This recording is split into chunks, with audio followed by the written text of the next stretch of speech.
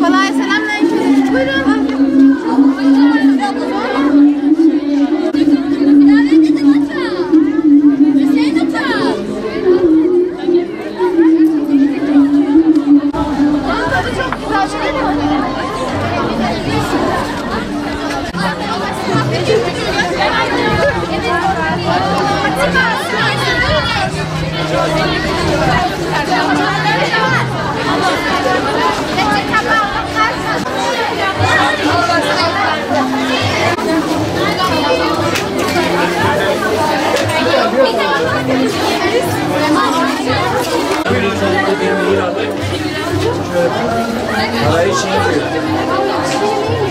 Aramızdan bir arkadaşımızı Kudüs'e göndereceğiz inşallah. O kutsal topraklarda bizim için de dua etmeleri için ve bu toplanan paralardan arkadaşımızı Kudüs'e göndereceğiz.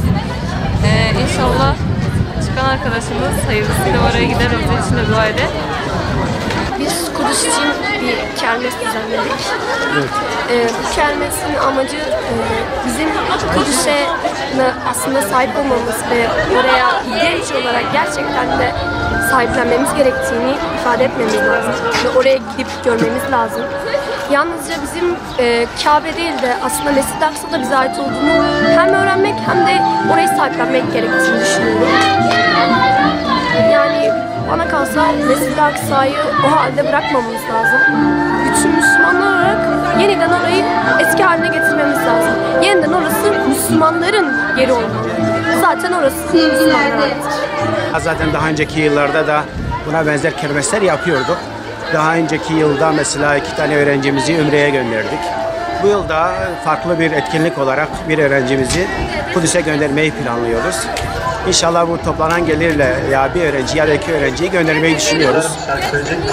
Bu şekilde öğrencimizin Kudüs'ü tanımasını, oradaki olaylara birebir şahit olmasını ve bu anlamda hem kendisine hem de geldikten sonra buradaki öğrencilere bir katkıda bulunması için onu bu anlamda sınıfları gezdirip kendi anılarını, oradaki durumu paylaşmasını inşallah sağlamayı düşünüyoruz.